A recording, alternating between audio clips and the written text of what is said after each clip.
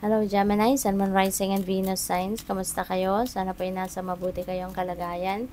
Welcome back po sa Star Tarot. Kung bago kayo rito, welcome din kayo. Thank you for your support. I truly appreciate it. God bless you. Gemini, we have navigate. Beacons of light in the night sky are there to guide you. Ayan, Gemini. So, wag kayong mag-alala. You have nothing to fear. You have nothing to worry about. Kasi lagi kayong ginagabayan, no? Ng Divine Universe and the rest of your spirit team. Nandiyan sila para tulungan ka, gabayan ka. Kaya importante na nakikinig ka sa iyong intuition. Kasi diyan usually pumapasok, no? Yung gabay.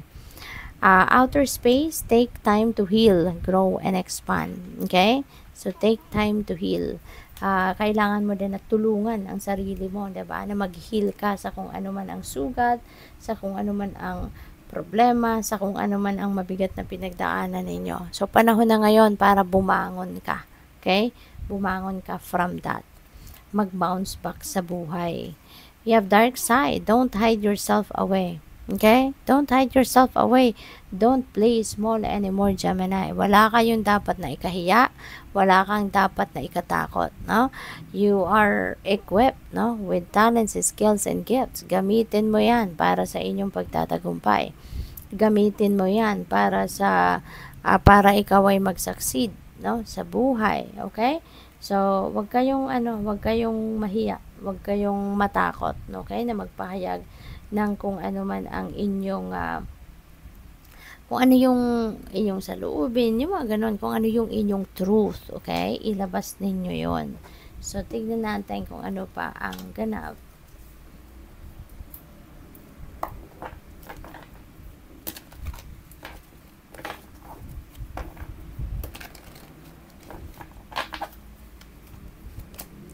We have woman holding a coin. Ayan, Gemini. So,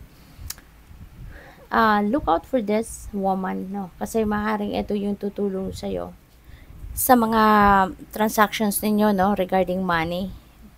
Baka merong ano dito, Gemini. Baka merong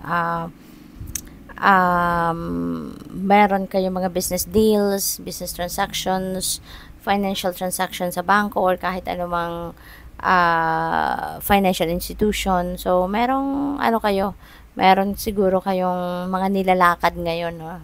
Regarding money. Baka meron ding investment na inaasikaso kayo. And this woman is going to help you, no? This woman is going to help you expedite siguro kung ano man, kung kunyari may mga loans kayong ina-apply, mga ganun din, ano? So, this person is going to help you in some way, no? Kaya napakaganda rin na meron ditong mag-initiate or meron mag-o-offer sa inyo ng tulong.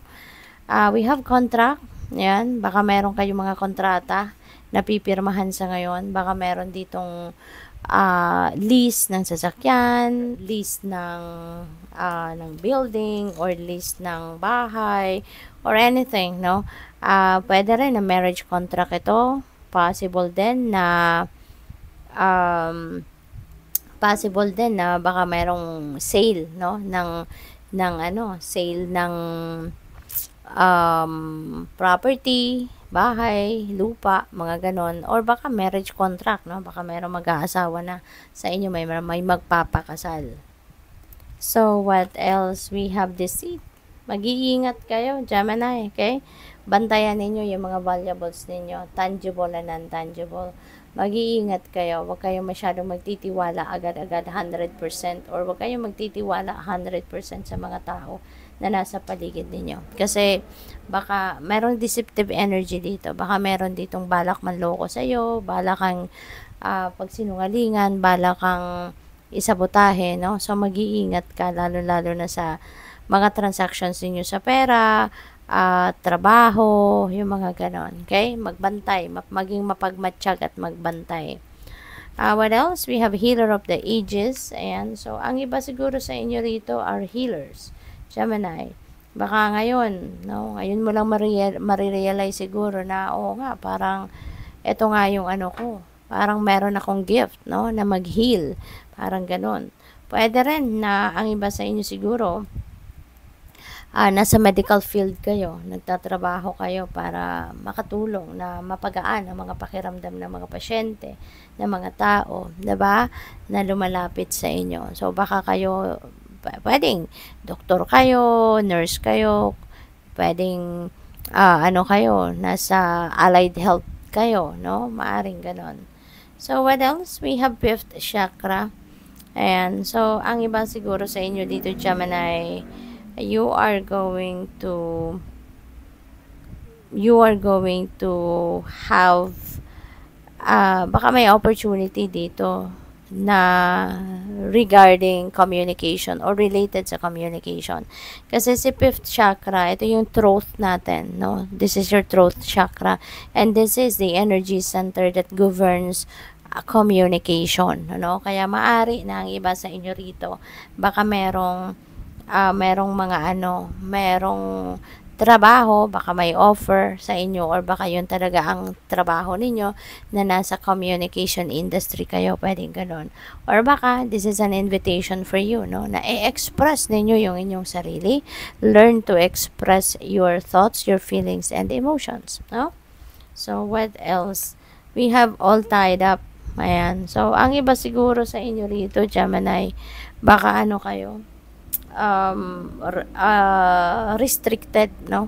Baka ang iba sa inyo merong sitwasyon na hindi kayo nakapag-desisyon para sa sarili niyo. Someone is making the decision for yourself. 'Di ba? Maaring pinapatakbo ng buhay, ang buhay ninyo ng kung sino man. Maaring ganon. Hindi kayo diskarte ng sarili niyo, parang ganon. Hindi, you can't be you, no? Kumbaga, pero this is number 23, and number 23 becomes number 5 kasi 2 plus 3 is 5. So, 5 resonates with change. Kaya magbabago na ang sitwasyon ninyo rito. This is going to change. Maaring sa ngayon, tapos nagliliwanag na din ang aura ninyo. So, maaring sa ngayon, magkakaroon na kayo ng lakas ng loob, no? Na kumawala na, mag-break away na dito sa deceptive energy na to. Baka maglalakas ng loob na kayo dito na iwanan na ang sitwasyon na to. Iwanan na yung taong ito na nagdidikta sa inyo, or baka magsasalita na kayo. Diba? You are going to claim your freedom, or you want to claim your independence, no? So, good luck sa'yo. Thank you for watching. Love and light. Namaste.